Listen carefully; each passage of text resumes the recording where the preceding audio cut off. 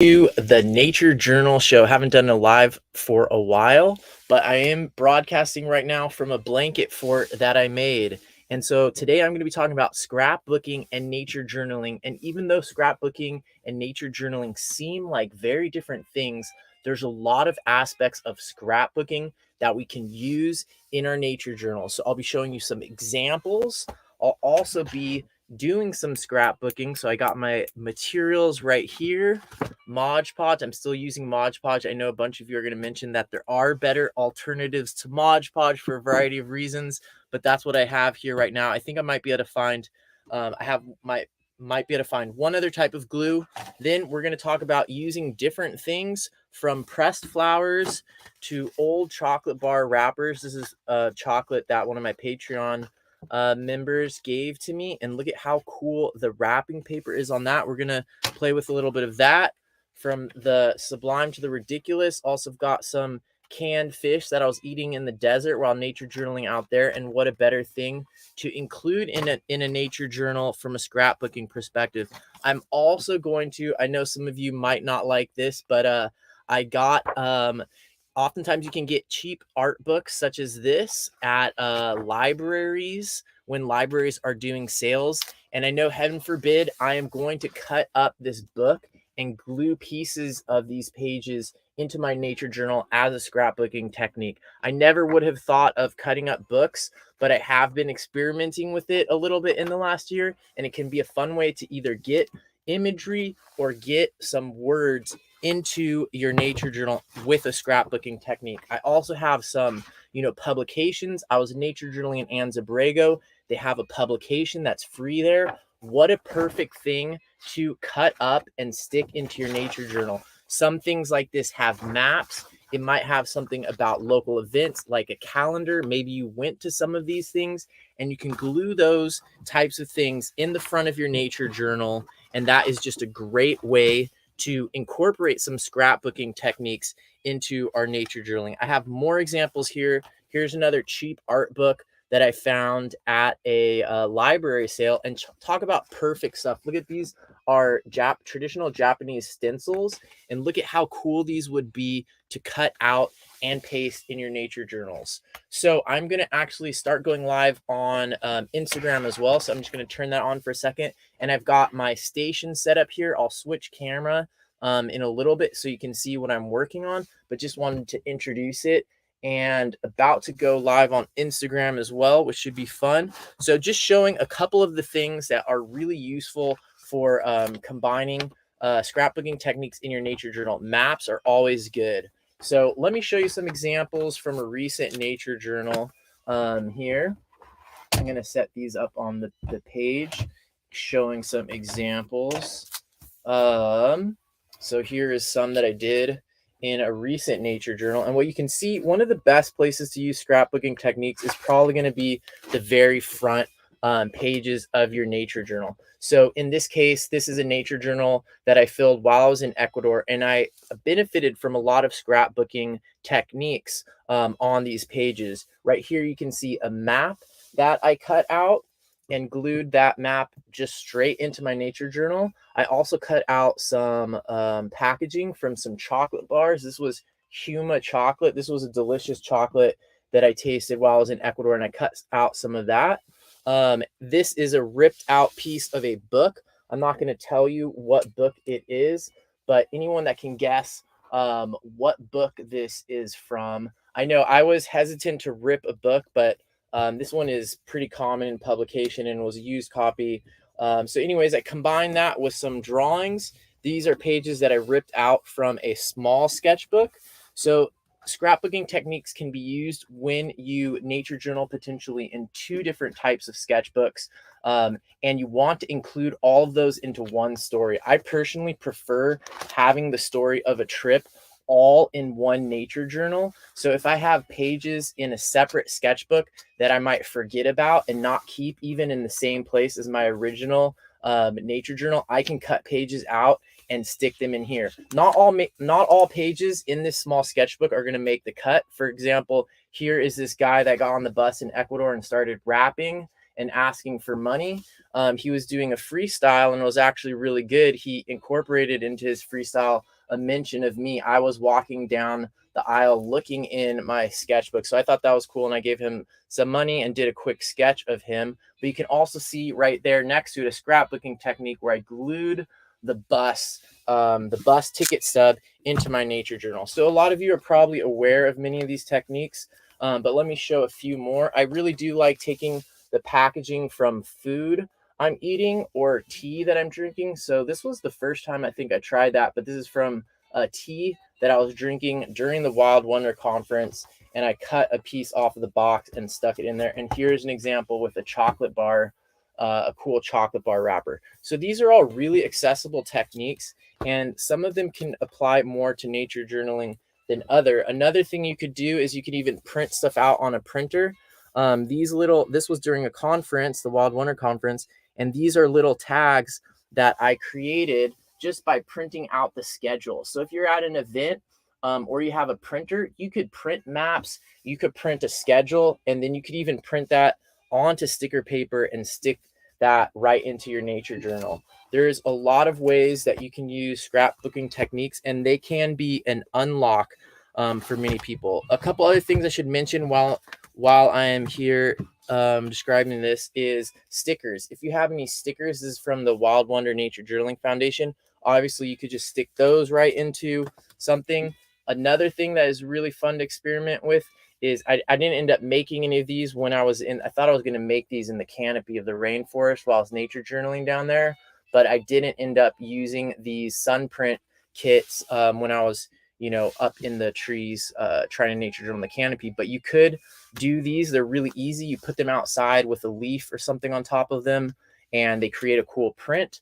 Then that can be stuck into your nature journal. So those are just a few things that you could include scrapbooking techniques for in your nature journal. So for everybody watching on YouTube, Facebook, and LinkedIn, I'm going to switch to my other camera so you can see my workstation. And thanks to everybody who's joining in on Instagram also. That's really fun. I haven't done an Instagram live in a long time. Hopefully you can see as well, and I'll try to answer questions if you have any. Oh, that elder girl uses sun painting. That also, I would love to see some of the ones that you make, Christine. That would be great. Okay, so hopefully the light here is going to be good enough. Let's see, I'll turn that on. So I'm actually broadcasting to you right now from, that does not help helps for the Instagram one a little bit, but I'm broadcasting to you right now from a blanket fort that I built. I'm trying to do more fun things like a little kid, but it also helps with the acoustics, hopefully. That light is not helping, unfortunately. Okay, there we go. That's better. Okay, so here are a couple more examples that I'll show you here now that we've got this camera set up more on the workstation. But you can see that one really easy thing to do is maps. And this will save you a lot of time if you can glue maps into your nature journal instead of trying to draw them. There is a time and place for trying to draw maps, but just imagine how long I would have spent trying to draw this, and I would not get it accurate either. So if you can cut out a map and glue it into your nature journal, that is a great technique. And I'm going to be doing that really soon in the one I'm working on. Here's another really good idea and I'm going to see if I have anything that will work for this, is to put an envelope in the back of your nature journal, and that will give you a place to store stuff. And you can all you have to do is, here's some pressed flowers. I could also stick little pieces of paper. I could put all kinds of different things ready to go, pre-cut maps, pre-printed things. I think printing things is probably a huge area for a lot of growth in nature journaling and art journaling techniques. Okay, so those are just some examples, and I'm going to get into starting to do to actually do some of this stuff now, because somewhere here I have my current nature journal, and just got back from the desert. Here's some pages still from the canopy. If you haven't watched those videos, I highly recommend watching them on my YouTube channel. I spent a month in Panama learning how to climb into the rainforest canopy. Here you can kind of get an idea from that. You've probably already seen this. My Patreon members saw this a long time ago, and it's been on my YouTube channel, but I was nature journaling. In this case, I was only like, I don't know, like 50 feet up in the tree.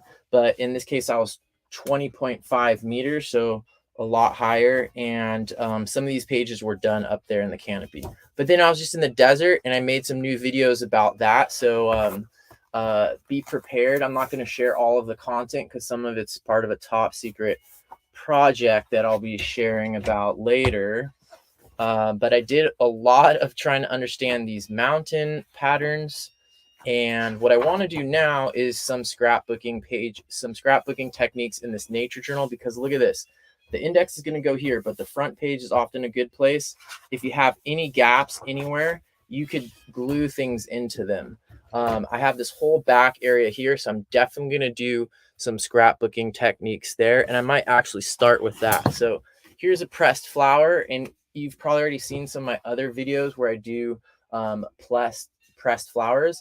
Really fun, and I think there's a lot of potential for combining pressed flowers with nature journaling. So in this case, I'm going to use these as more of a decorative element, but you could also use them as part of a more like intellectual or curiosity driven observational style of nature journaling, which I think is what we should usually be striving for. But there's definitely a time and place for just doing fun. Oh, like it's just coming off. I might just paint it straight onto the book then.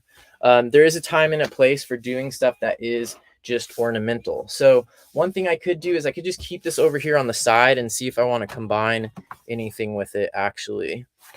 What if I and so for any of you who have been librarians, I know I have some followers who are librarians or former librarians.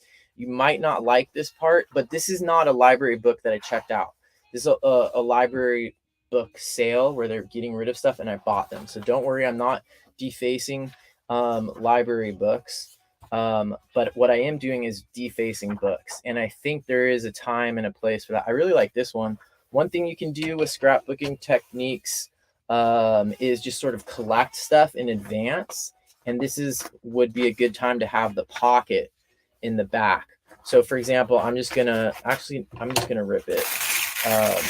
Hopefully there's not something on the other side that you don't like. If you have a sensitivity to the sound of ripping paper, this might get kind of annoying. So I'll just rip that one out and save that for later. Sometimes with these collaging, those of you who do collaging, you know that sometimes with these kind of things, it's good to just sort of have a pile here of stuff that's collected and ready to go. While I'm doing this, I think I'm going to turn on the smooth jazz channel. Hopefully that won't get YouTube to kick this video off or anything. Kick it off. That's not what I meant to say. Maybe I can turn one of these amazing chocolate wrappers into an envelope to put in the back. That's what I'm going to do because I'm not great at, I haven't practiced folding envelopes or anything like that very much yet. But look at that, ready to go. It is 3-dimensional, so it's not a collapsing envelope. It had chocolate in it, but I could probably figure out how to modify it so it will be. And I don't really want to advertise the company, so I think I'm gonna maybe just put it this way. And do I want the lid or not? That is the question. Lids are usually good, but it looks like it's gonna tear, so I'll have to glue something else onto that part of there. Let me know where you think I should use the by the way, these are way better than sardines if you're on a budget. While I was in the desert, I ate these in Top Ramen for 5 days in a row.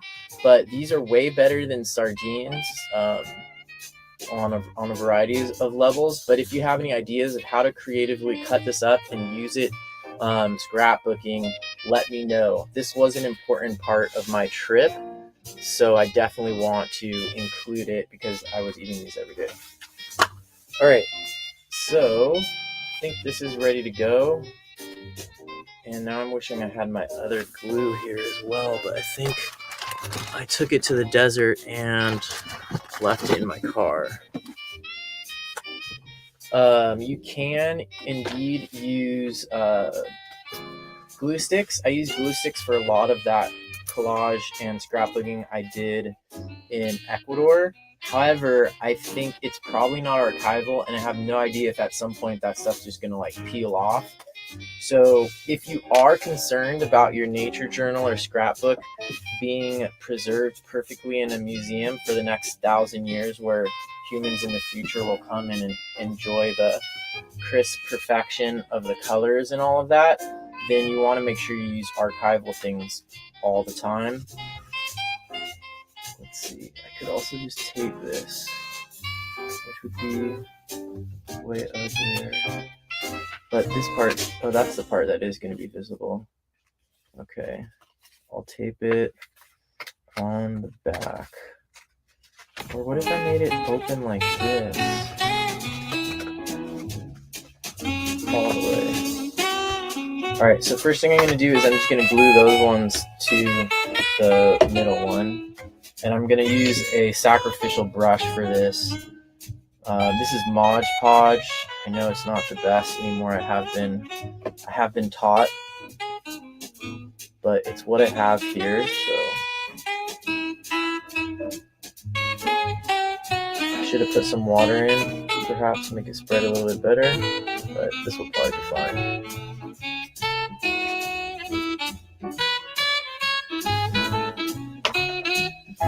Okay, so now that glue is on there, I'm going to close the door.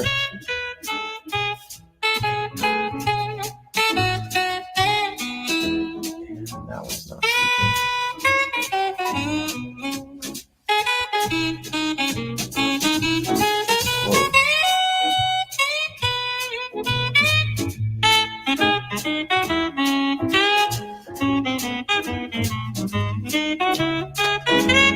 I'm usually sloppy when I do this kind of stuff. My Christmas present wrapping and sort of paper folding, I like to refer to my level of skill as sort of sophisticated kindergartner. So some stuff might look like your 5-year-old grandkid made it, and some of it will look like kind of creative and good ideas. This chocolate was really good, by the way. Thanks to Eli for sending it to me. Looks like the Wi-Fi is not great on the YouTube. Weird. Okay. Let me know in the comments what type of scrapbooking techniques you want to try in your nature journal.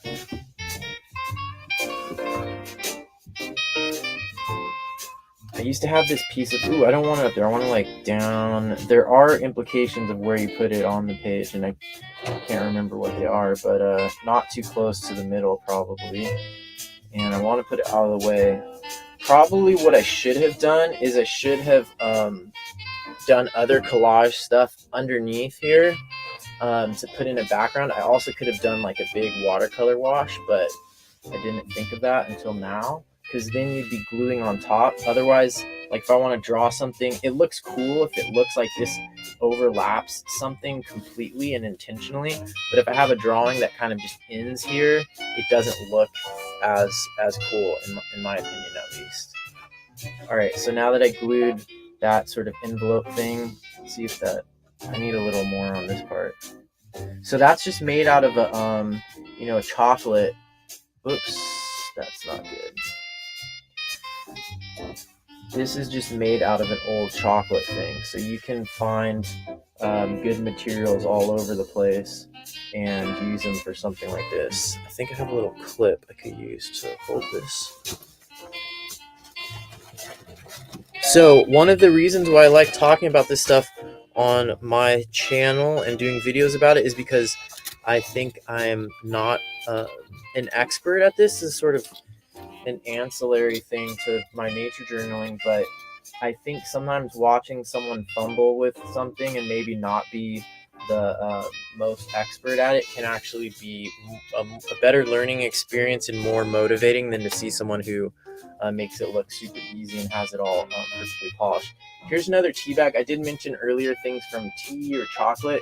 Here is a yogi tea. They used to have better sayings on these, I feel like. I think the sayings used to be a lot better, but this was, and now they're kind of lame. But this was probably the best one I've seen for a while. So I'm just going to pull out the little staples that are on there and then glue it into my journal somewhere. So let's see, how will I pull those out? I have some tweezers here that might work. These tweezers are good for sometimes you need to pick up a small piece of paper, or like with the pressed flowers. If you're using pressed flowers, it's really good to have some tweezers, needle, like really pointy tweezers. Those might work for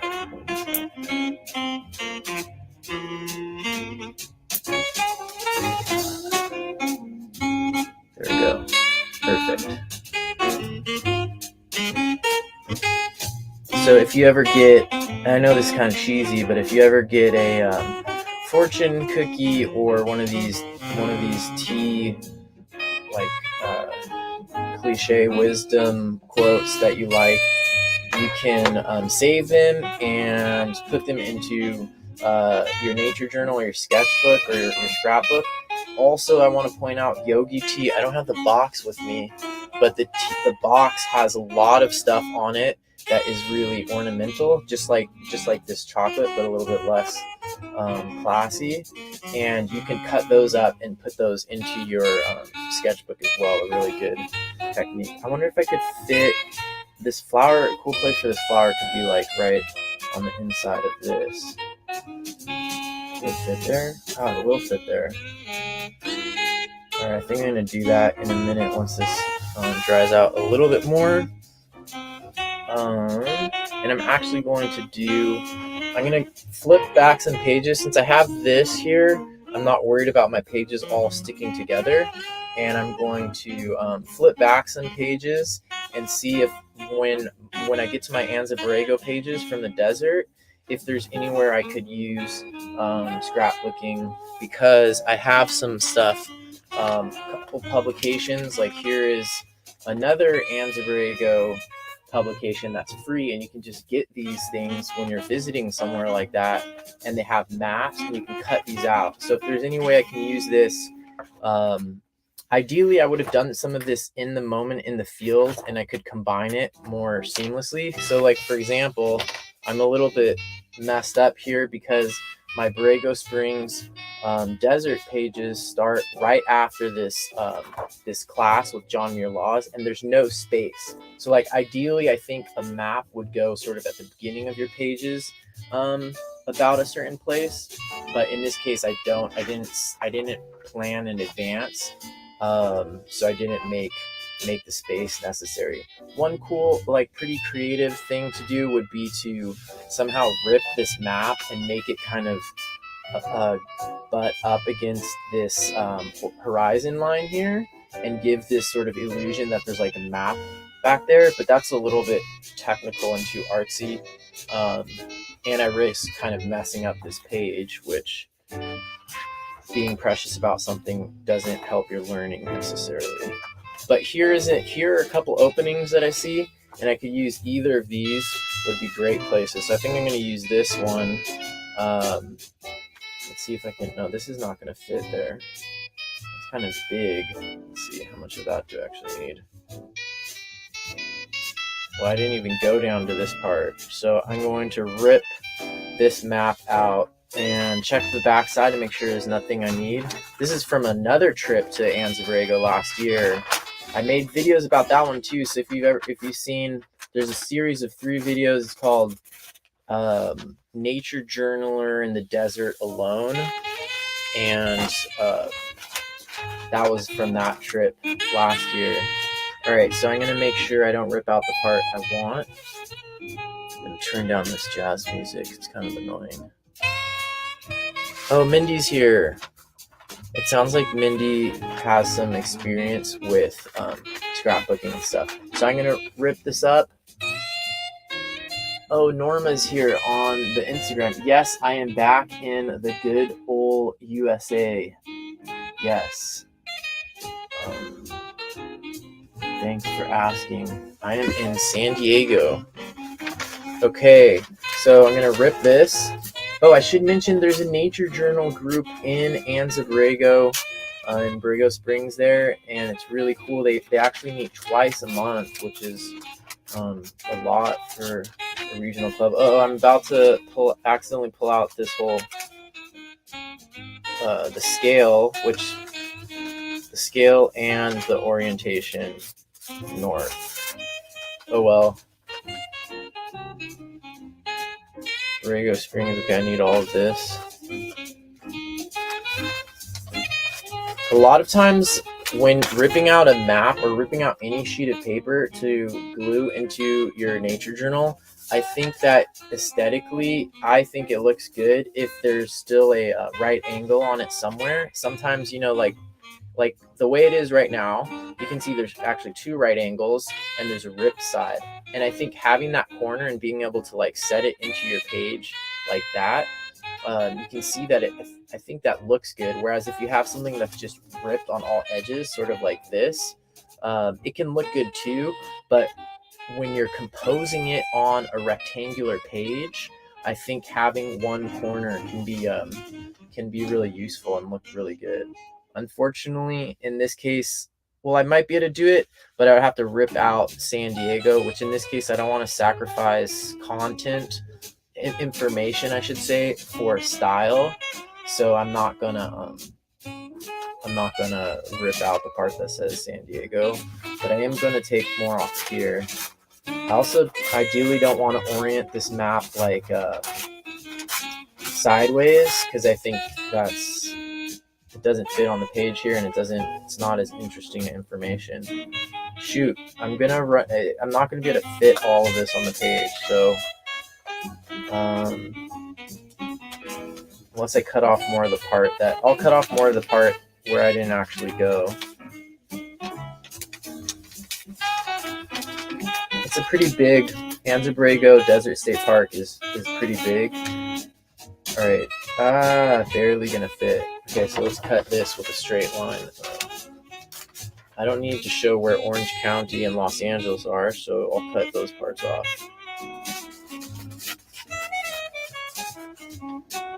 Okay, this is a little risky.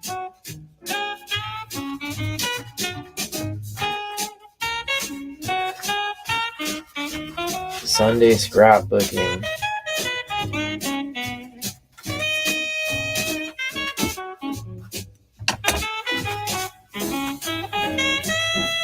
Oh yeah, that's gonna fit.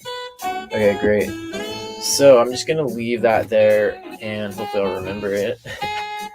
These kind of things you could save, but at a certain point you need to throw stuff away. This kind of stuff's really, really easy to save, and you'll be like, oh, I'll use this later. You know, this could be used later, like for some whole collaging thing behind the, you know, like look at that. It could practically fit right there. But at a certain point, you're going to start saving everything for collaging, and you can have like a folder or a big Ziploc bag and put this kind of stuff in, but you'll end up saving too much and it'll get out of control. Okay, so I'll save that map thing for later, and now that this is probably dried enough, I'm going to go ahead and glue the pressed flower onto here. These pressed flowers, actually, I can't remember. These are calendulas, I believe. And I think some kids that I was teaching actually made those. So these were produced using child labor, but I'm not going to sell it, so it should be fine. Now what I'm going to do is I'm going to put down, oh, this would be really cliche, but I could put my quote from my yogi tea bag like on top of the flower. No, that would be, it needs more contrast. Okay, so I will put down some of this Mod Podge first.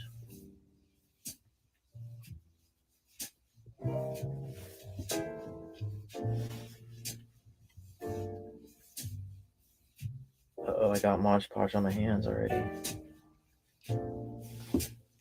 Just gotta be a better way to do this. Okay. In next week's episode, we'll talk about how to use Mod Podge for hair removal.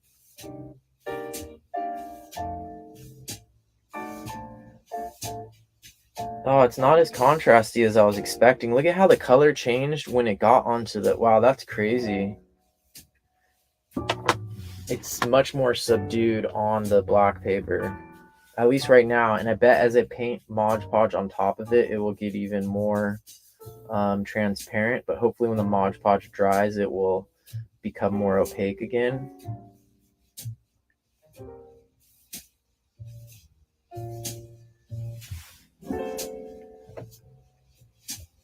Man, when I first started using Mod Podge and press... Oh, no.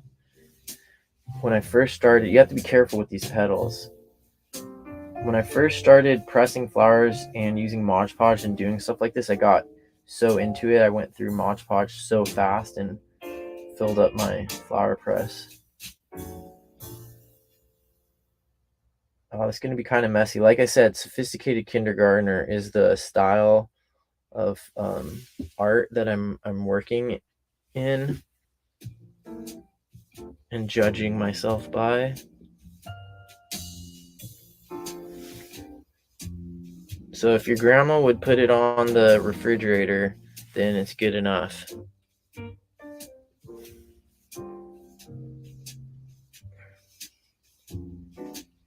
going to tilt the Instagram down a little bit more so y'all can see a little bit better, I think.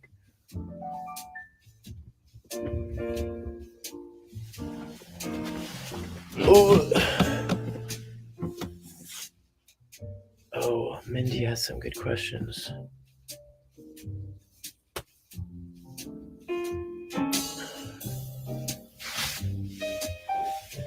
Oh, yeah. Terry said, I love this. Terry on YouTube just said, welcome to Scrapbooking, Marley. I love it when the journal starts to get fat. Yeah, so that is really funny when your perfectly rectangular box shaped journal or sketchbook starts to get fat because you're adding stuff into the pages. That's really funny. Okay, so that looks really bad right now, but I do think that will change as that dries. So I'm just going to hold it up for a second for the people on Instagram to see better. So you can see I basically just created this envelope to go in the back of my nature journal. I could save stuff in here. I think I didn't make the folding style good enough, so I'll have to deal with that once it dries. But I basically made an envelope out of an old chocolate wrapper, and then using this pressed flour, I sort of made it look fancier. And I need a teeny bit more Mod Podge up here now. I'm seeing. Oh crap, that's way too much. For those of you who are just joining in, I'm broadcasting live from a fort that I made out of blankets. Hopefully the sound comes out better that way.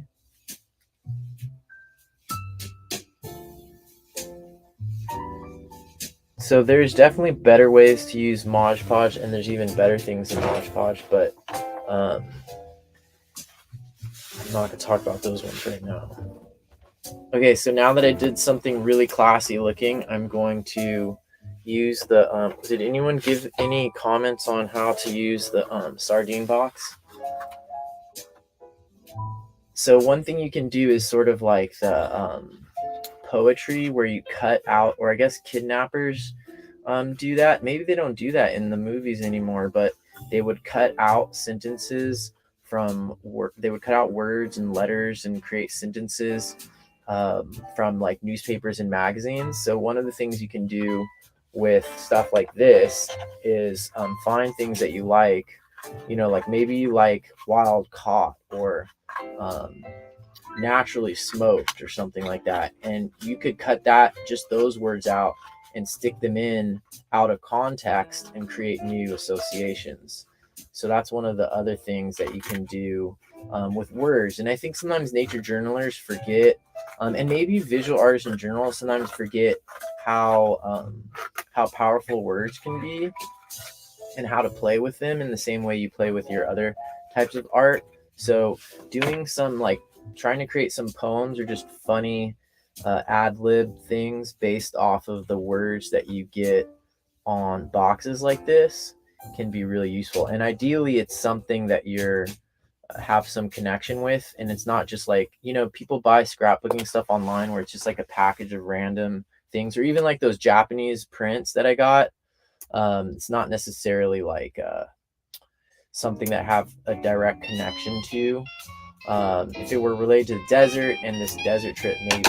But so right there, you can see I just cut out the word snacks, and I could use that in a variety of ways. It could be a good thing to combine here because it would just take the sort of highbrow look of this down a notch, which is sometimes good to break out of a genre or create an expectation and then break it in art.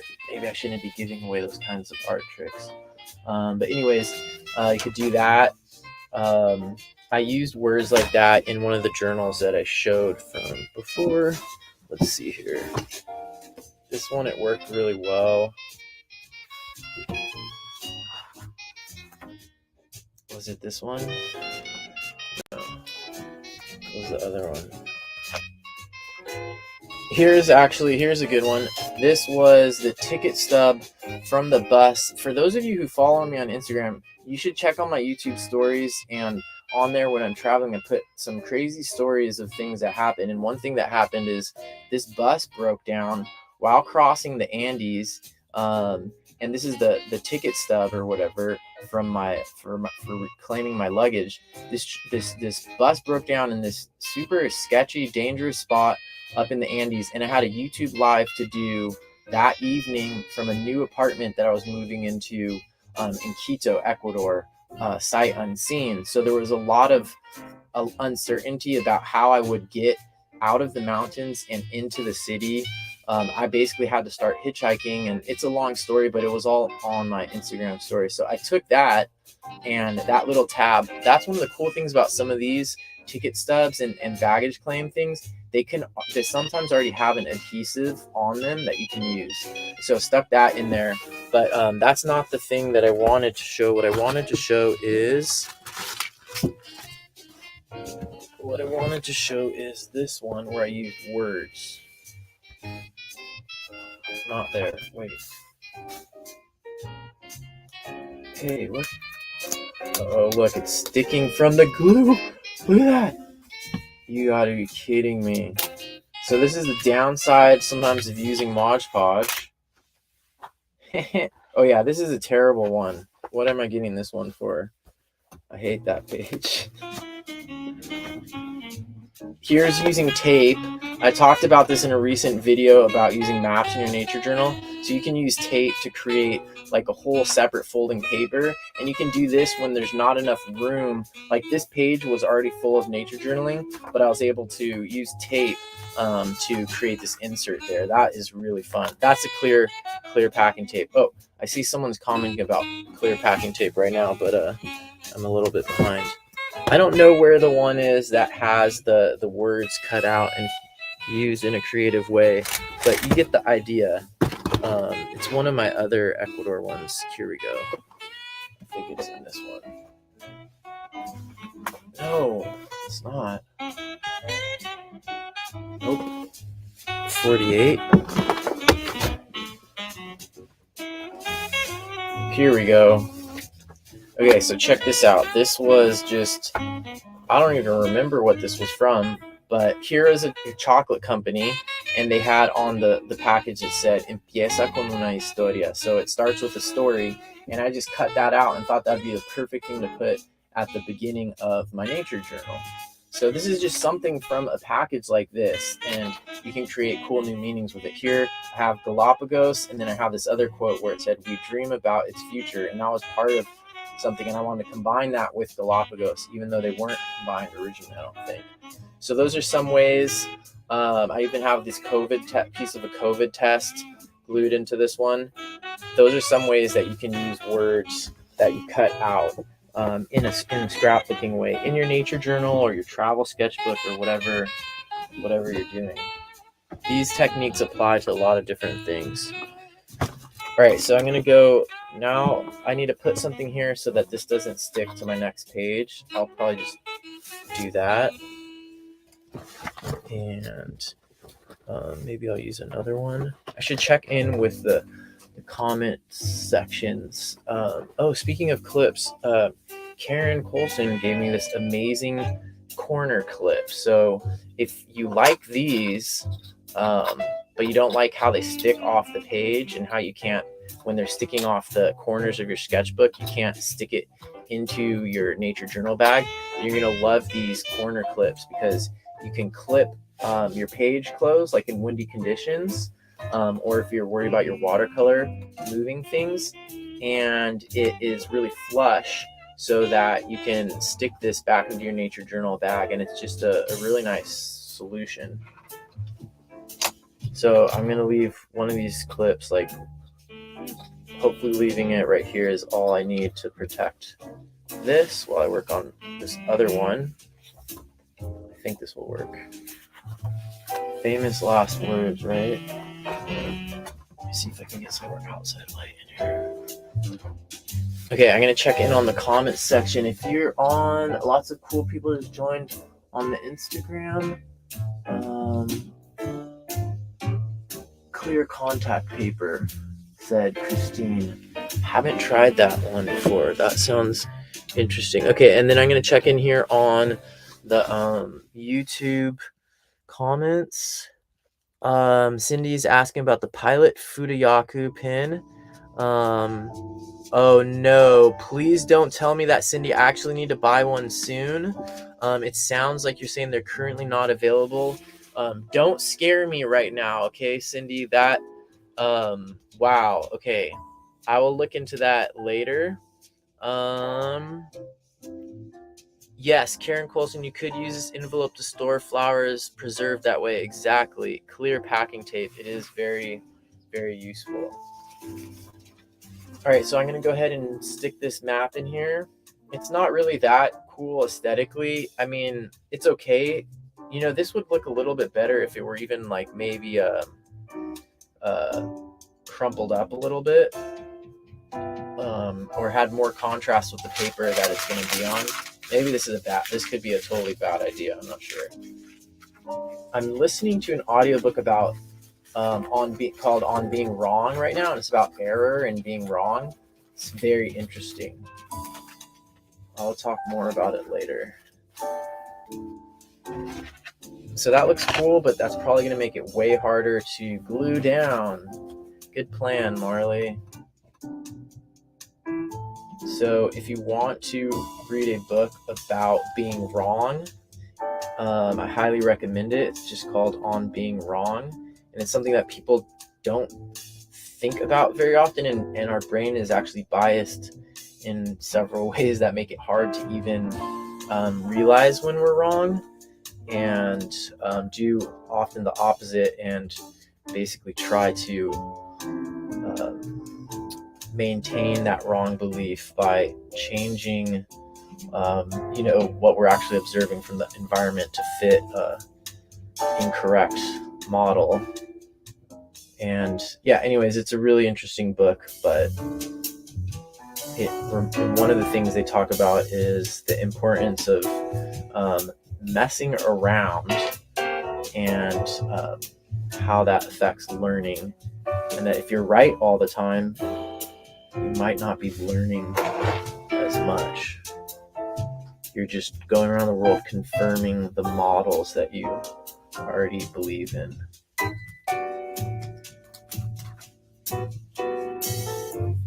So there's way better brushes and systems for doing this.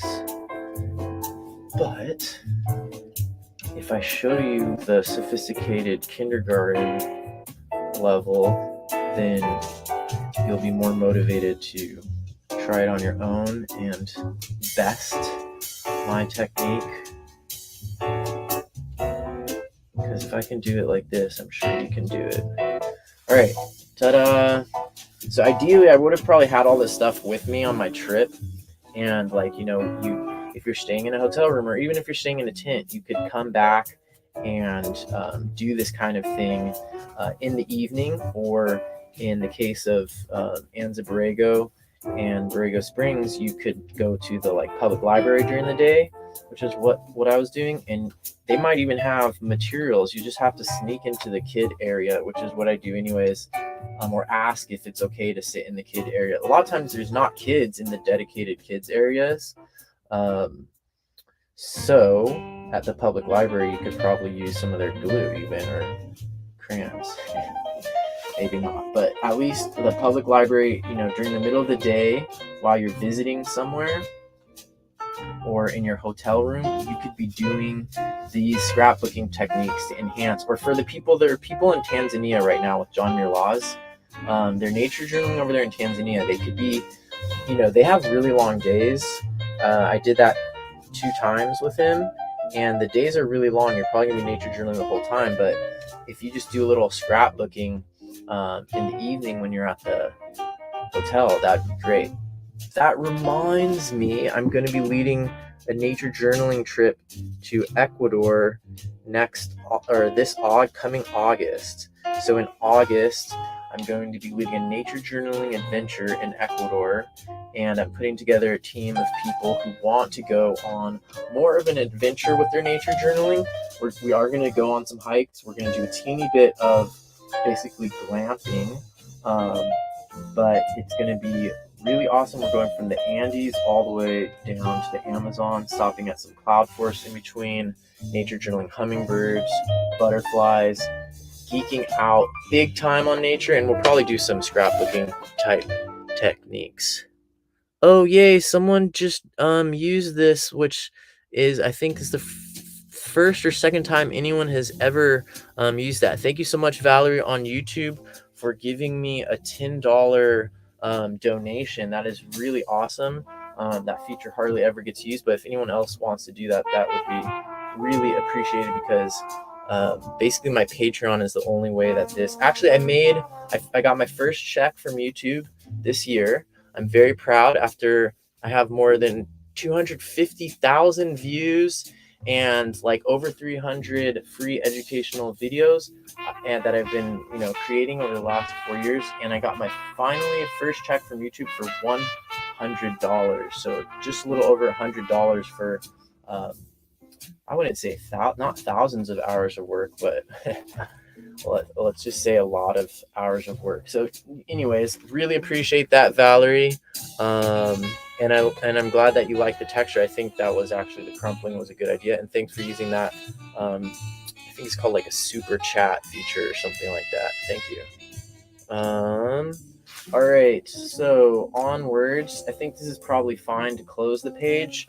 Otherwise, one thing that is good to have when you're doing scrapbooking like this is a glossy sort of magazine page. Ooh, this will be perfect because it overlaps. So a glossy magazine page like this could just go down there, and it's less likely for things to stick on it, because it's always good to have multiple projects going when you're doing this type of scrapbooking and art journaling. And let's see. Hello to all the people who just joined in on Instagram, and for all of you on YouTube, Facebook, and LinkedIn. We're going to keep going here. I've got another map I want to use. And I think what I'll do is I can put it here. Let's see what that would look like.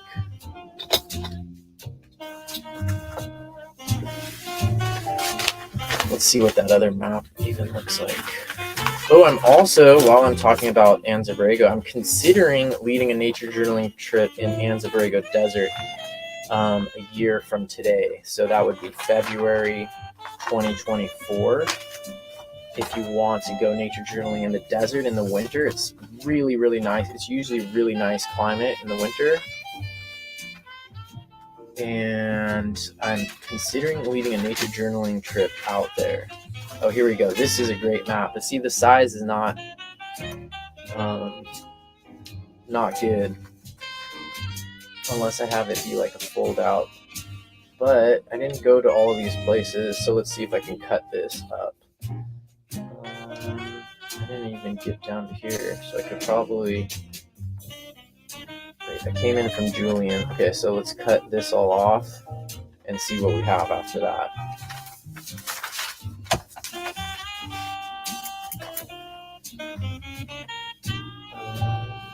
Let's start here to be on the safe side.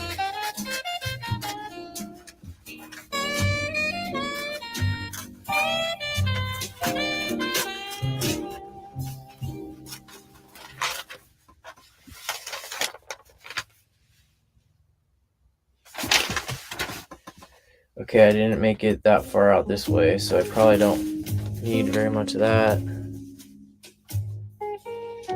This map is close enough or zoomed in enough that I can show some of the places where I camped, for example.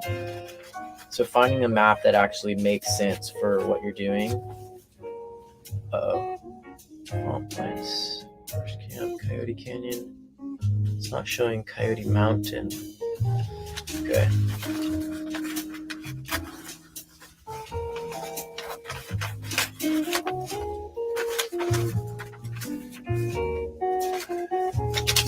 This is cool, so I could save this, you know, Anza-Borrego Desert State Park. That's kind of cool. Add it to the pile.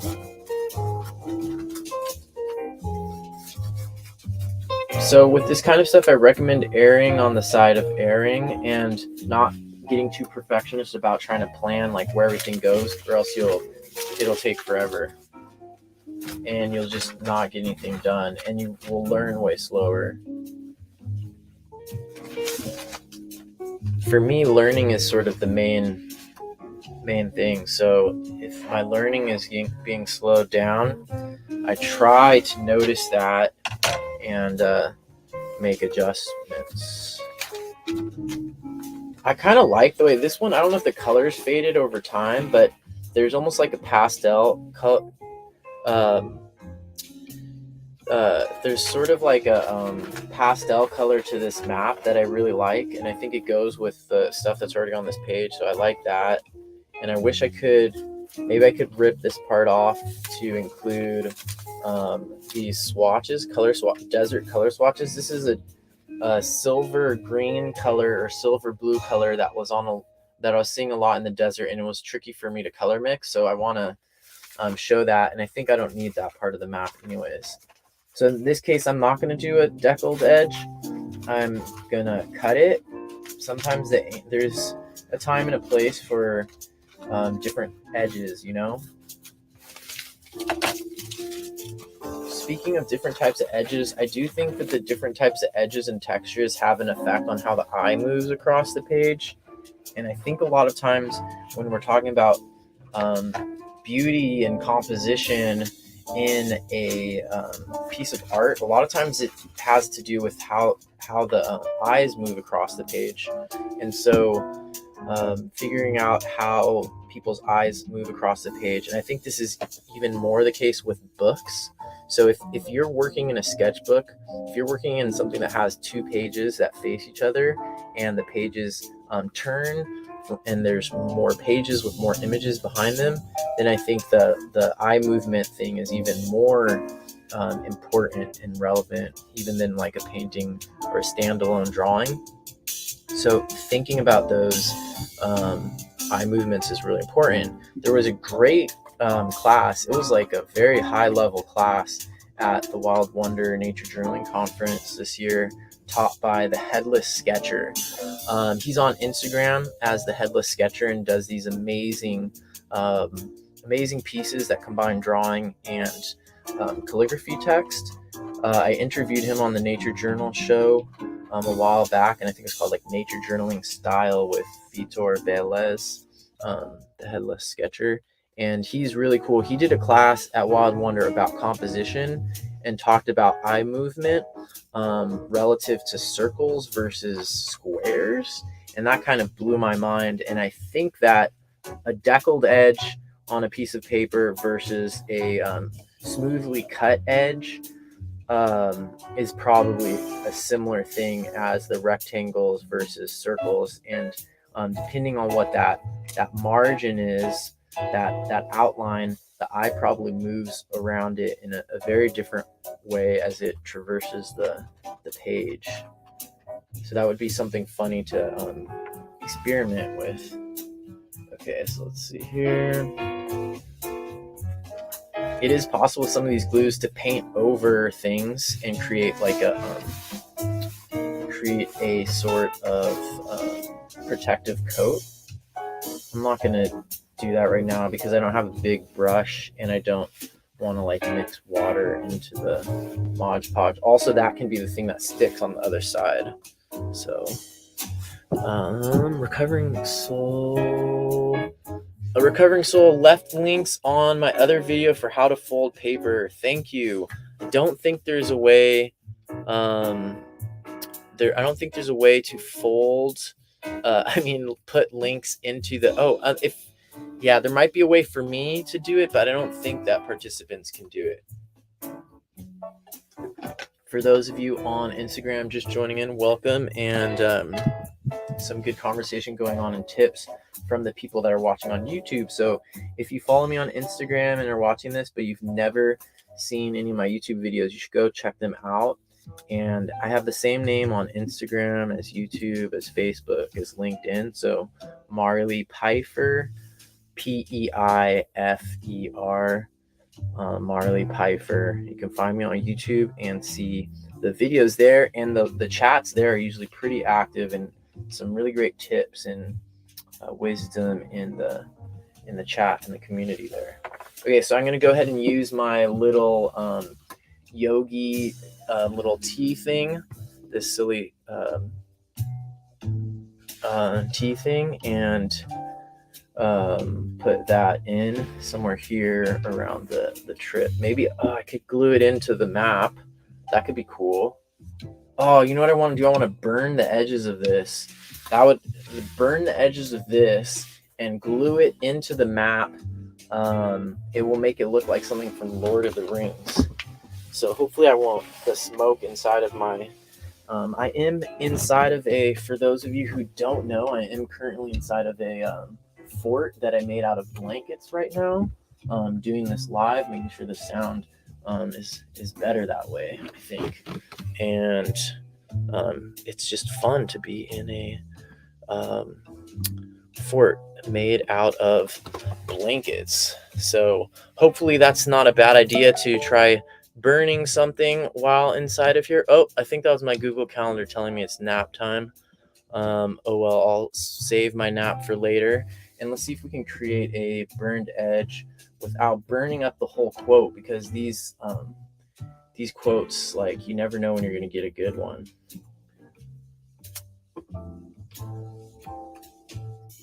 Ow. Burning edges is actually like a whole art form, and it's really hard to control, but that's the whole point. So similarly with watercolor and wet on wet and some other different art techniques, introducing an element of randomness into your art can be really useful, because humans tend to over pattern things. Once humans see like a pattern, they start predicting it, and then they start reproducing it and just stamping it everywhere, and we end up making things like way too patterned than real life. Humans' brains are really bad at understanding randomness, and so we tend to over pattern things. That's why things like fire, things like water can reintroduce randomness into our art in places like clouds and water forms that if you try to draw the pattern, you probably won't be able to draw it very realistically. Okay, so that didn't create too much smoke, and that's good.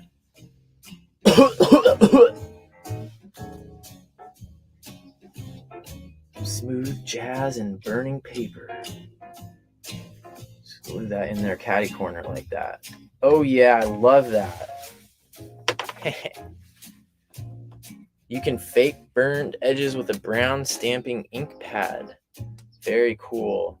The Mod Podge is starting to peel off of my fingers now like dead skin.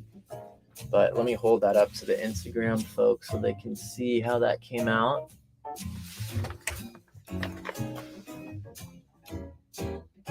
This camera for the YouTube does not zoom in very well on that kind of thing. Okay, so I like how that works.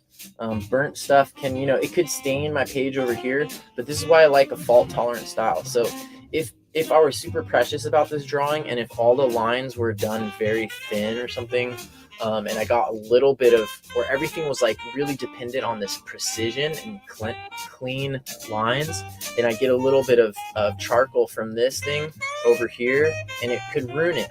But that's why I like working with bold stuff that's fault tolerant. And so like if I'm in the field and a bat flies over and poops on my nature journal and smears something across a page that I've been working on for a long time, it's not going to ruin that. Bat poop is not going to ruin it.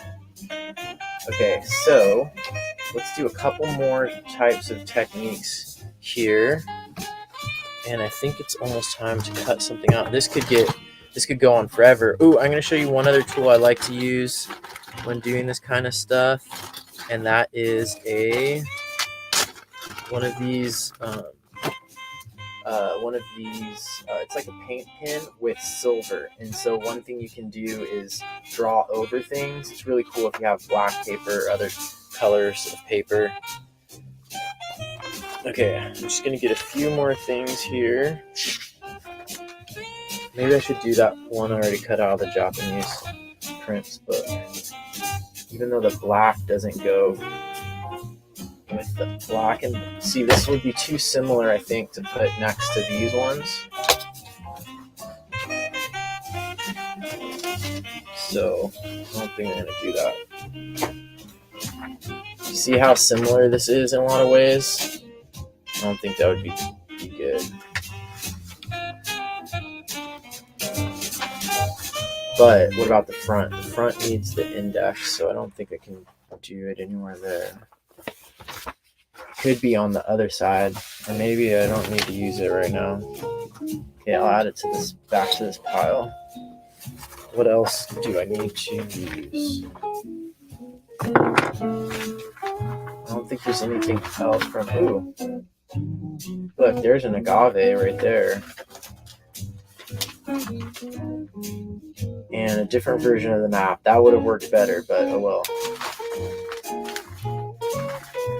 There's lots of archaeological sites in Anza-Borrego, but I think I did enough scrapbooking from that trip, and I'm going to try to use a couple more techniques before wrapping up the show here. I have this really, really nice. I need to come up with a plan of how to use this, because this is from the same chocolate company. I mean, this would look cool even just glued in like that. Powerful statement. So I'll save that for another book or another page, but this will be fun. Or create an envelope. Look, this would be a nice, oh man, look. Shoot, I should have used this one. This is the one that makes a way better envelope. Wow. Okay, save that for later. Add it to the pile of scrapbooking stuff. Let's see what else do I have. I said stickers, but I don't think I can actually do any of those right now. I'll check my other sketchbook, make sure I don't have anything in here that could be used. So if you carry a small sketchbook in addition to your large nature journal, you could cut stuff out from that one and scrapbook with it. And then what was the other thing is this book. Let's look at, oh, I know. I want to get this David Quammen thing so I can throw this away. So also at the library, I found a really great book by David Quammen. He's one of my favorite science authors.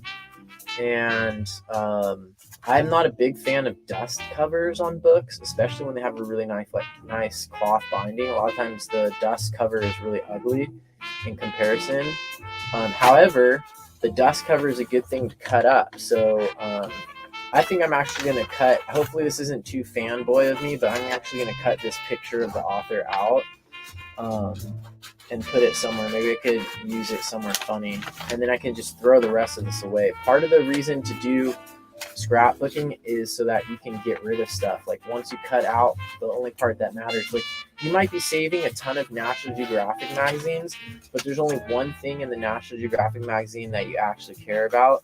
So you might as well just cut that out and throw away the rest. throw away the rest.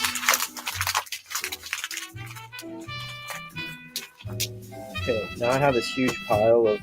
I didn't have a good trash bag prepared for this. All right, David Quammen. Is it weird to put this picture of David Quammen in my sketchbook?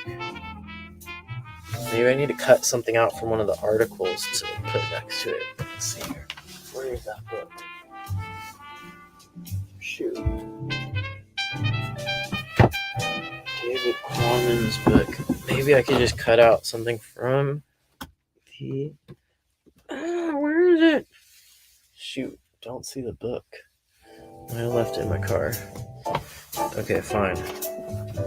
Whatever, I'll leave it as a mystery. I'm just gonna put David Quammen like right there. And don't worry, I'm not stalking David Quammen. He wrote Song of the Dodo, which is a super cool book. Maybe I'll put like a dodo or something here eventually. I don't know where to put this. That should be fine. Actually, maybe I'll just leave it there because I'm going to think about how I'm going to put other stuff around it. Okay, here we go. I want to use either a map or something with something from Gustav Klimt book. So maps like this, never throw them away. These could always be, even if it's not somewhere where you're actually going to be. You can use these as a cool, just ornamental thing. Like I kind of wish I had put it down underneath this because that would have been a really cool contrast. Let's see here. That would look kind of cool. And then just David Quammen has nothing to do with this, so that's the only weird part. I should probably save this map because it has good information on it, but it has all the state parks in California on here. Well, I'll try to get a copy of this and then I'll rip it up. James has his first grade map homework. That's awesome, James. I would love to see that. Okay, so here we go. Here we got this art book. Look at how the non-archival paper has changed colors on the edges. That's actually really nice looking. So it's in Italian, so I can't actually read. There's naked people in here. Sorry, Instagram, YouTube, LinkedIn, Facebook. All right, let me make sure there's not any more like really naked people. So Gustav Klimt is a famous painter. You've probably seen some of his stuff before. I'm gonna find something pretty. Luckily, it's pretty flat. So one of the things he does is he flattens things, and this is what I mean. Was he considered an impressionist? Kind of, not really. I think he was like Art Nouveau. Anyways, flattening things and not showing perspective is an interesting technique. And for the way I want to use his stuff, it's actually perfect because it's kind of using it like wallpaper or a mosaic, which is sort of what it is. Let's see if there's one that'd be good for this. Like, look at that. It's like pure abstraction. This is probably one of his more well-known ones. You've probably seen that.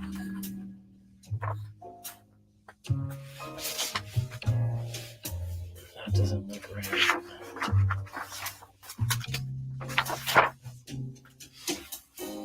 It's not really matching with the, maybe I should just cut some out and see. Kind of like this one.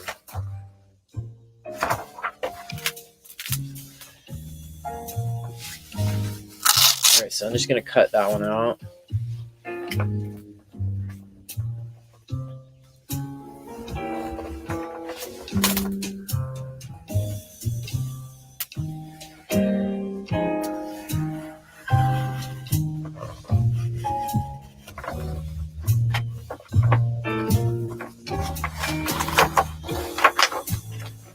Sorry, Gustav Klimt. I don't know how to pronounce his name. If you know how to pronounce it, let me know.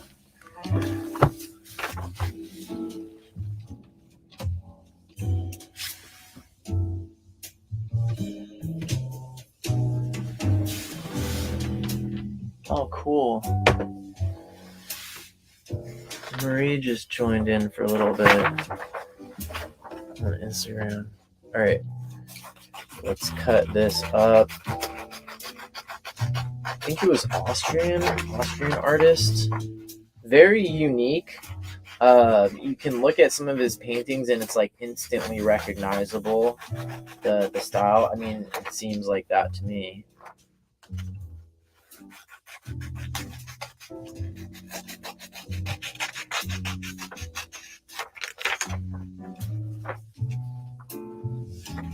Considering making a whole Skillshare video about how to copy other artists. And one way to copy other artists, or to do sort of like, I mean, even these, look how cool these look. Just like these little strips with the sort of abstract colors on them. These could be really cool. And you can do fun stuff with little strips of paper. But like I said, if you're scrapbooking, you're just going to start saving all of this stuff, and you're going to end up with this huge bin full of things. And sometimes having a bunch of stuff slows down your artistic process. Like having that stuff lying around creates a block. See, I kind of wish I could put this all underneath. I could definitely do that. That might be cool. Heck yeah. Let's do it. So I could cut that afterwards. That's what I'm going to do. I'll cut that afterwards and just glue the whole thing on. David Quammen, you're going to have to wait.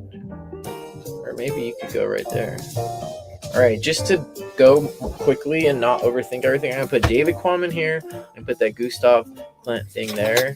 And then maybe I'll do this one Anza Borrego thing and call it good.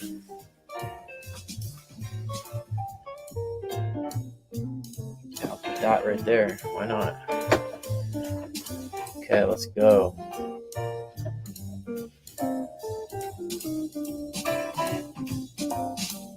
Smooth jazz and the smell of Mod Podge.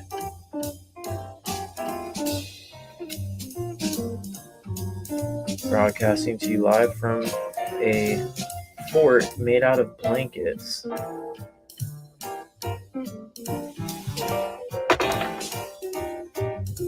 Because that's how we roll.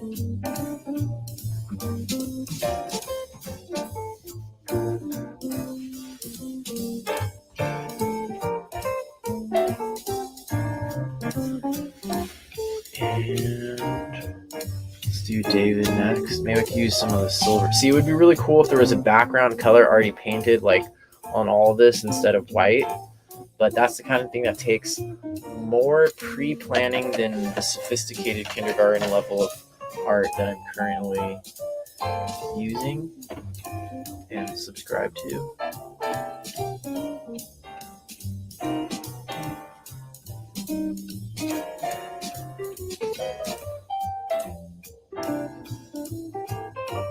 So Gustav Klimt was like art in between Art Nouveau and something else. I can't remember. The book's in Italian, so well, it's easy to figure out the different art school names usually in other languages. But he was Art Nouveau, and I am sophisticated kindergarten. At least when it comes to this kind of multimedia. Some of his stuff makes me wonder if he was cutting out. I can't tell if he's cutting out paper and doing collage type stuff as well. I know, like Matisse, for example, and was doing that. And I know, Picasso did so many different weird things. But David Quammen, you're not fitting. Get under. Dang it! It needs to go under the envelope or something. There you go. Hide under the envelope. If you've never read this book called Song of the Dodo by this guy, it's really great. It's probably one of my favorite books of all time. It's about island biogeography. But really fun. He has a really great description of Komodo dragons eating while tourists watch. Eating goats that the park rangers feed to them. Snacks. What would David Quammen say? Naturally smoked snacks or hand packed?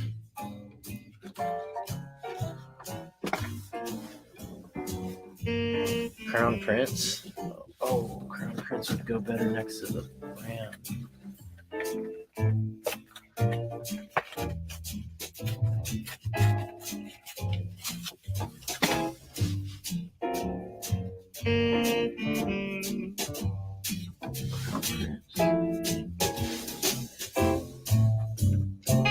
You could probably do scrapbooking while you're watching Netflix, which I know lots of people watch Netflix instead of making art. It's so much easier than making art, especially if you're in a relationship or surrounded by muggles, because that makes it hard to make art because they just want to watch Netflix and like eat food and go on hikes or whatever things that muggles usually do. Oh, take pictures with their phones. So I know like what that's like, and it ends up meaning that we sometimes make less art. But if you're going to watch Netflix, might as well, you could have a little sketchbook and do sketches. And I know this is easier said than done, but I think once it becomes a habit, then it's easy. But like if you have a little sketchbook like this while you're watching Netflix, you could be doing little sketches of stuff from your imagination or stuff that you're seeing. You could watch nature documentaries and do that, or anything, and at least get some art in. And probably scrapbooking or collaging. I mean, it takes some concentration, but you could probably do this while people are watching Super Bowl. The Super Bowl is happening right now. That's funny. Maybe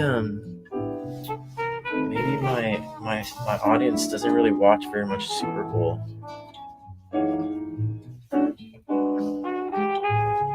Okay, by the time I get done putting this on, it's going to be dry at the top because it has such a small brush. There's probably a way I could use a piece of cardboard to spread this better. Let's see here. Alright, time to get crazy. Oh, shoot. That was way too much.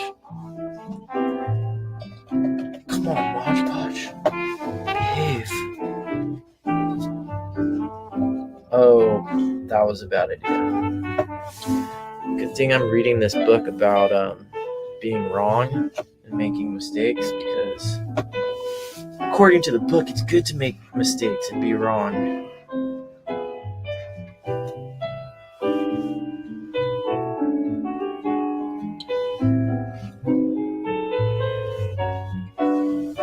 Oh yeah, just squeegee that on there.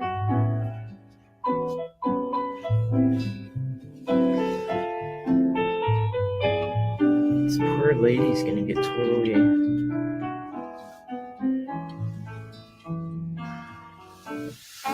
Okay, now just be careful where you put that. Where is this gonna go again?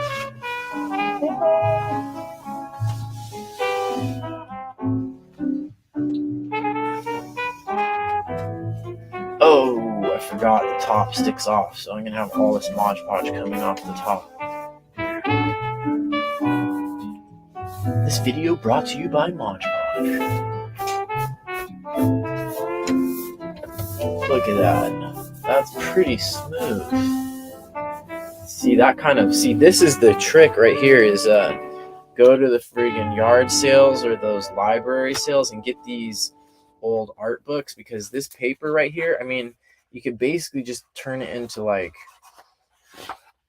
you know, it's great paper for gluing and scrapbooking, collaging with. And look at all these cool textures you can get from the paintings. You know, you could probably get a ton of these for like $10.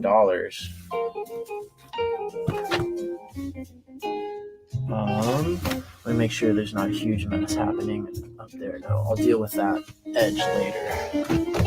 Oh, my legs are getting tired from this squatting position because I'm broadcasting live from a fort made of blankets. Welcome to the fort.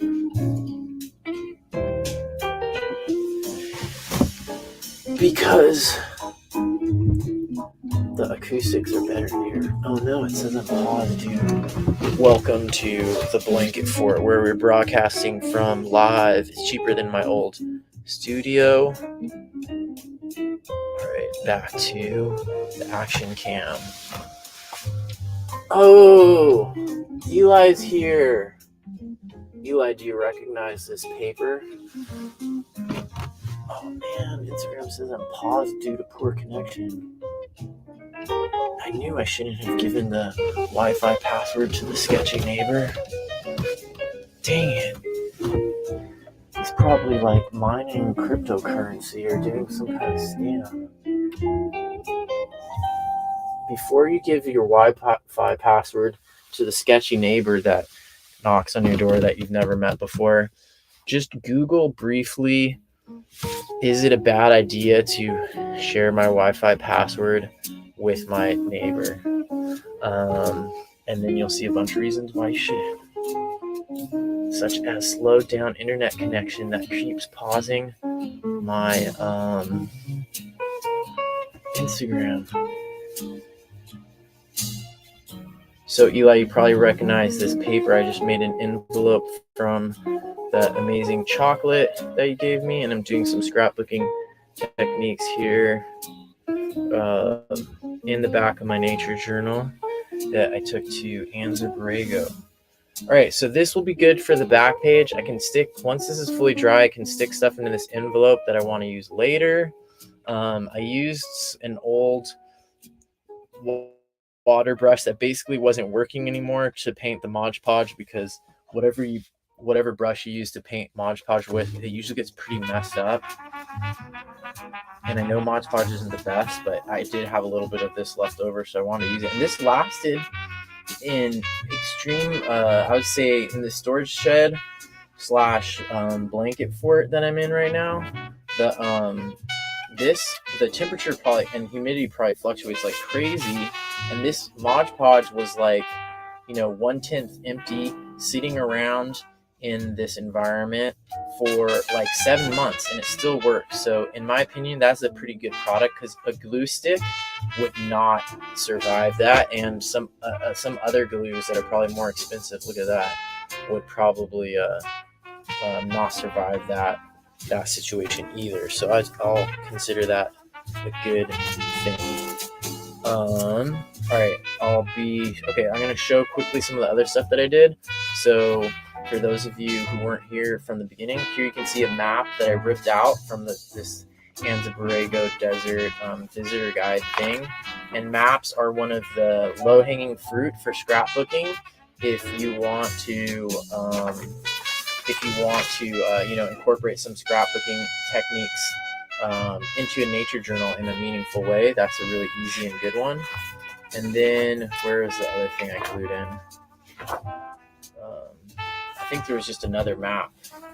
Oh yeah, so here's another map, and I glued in that thing from the tea bag that I burnt the edges of, and I think that came out really cool, actually.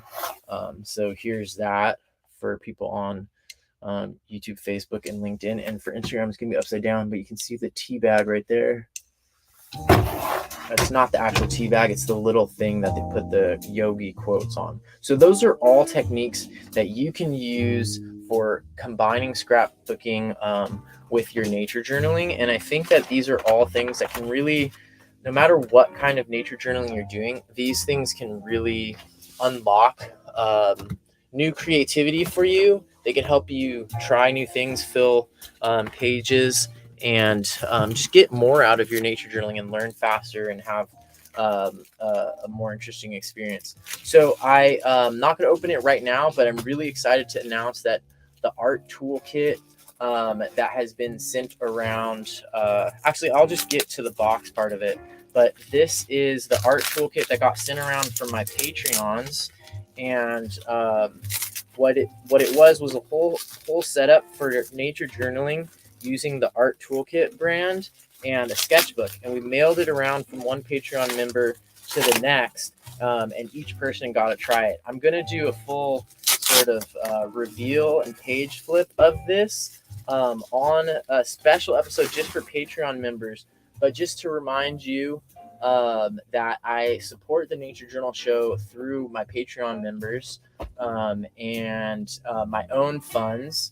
completely. So one way that you can support the show, oh look, my Patreon members love sending me chocolate. That is really, really exciting. This kit has been to Australia. It's been to Canada multiple times, multiple places on the US. It went on a river rafting trip on the Snake River or something like that. And look at how cool this kit is. I got this for myself, but I wanted to mail it around to my Patreon patrons so that they could all try it. The light is terrible for the YouTube and Facebook. This camera is really bad at adjusting. So this is such a cool setup. I didn't want to keep it for myself. I wanted to mail it around and let all of my Patreon members try it out so that they can see what these different tools are like. They can see what working in a sketchbook like this is like without having to buy it themselves, but instead being able to share this kit. So that's just one benefit of being a Patreon member.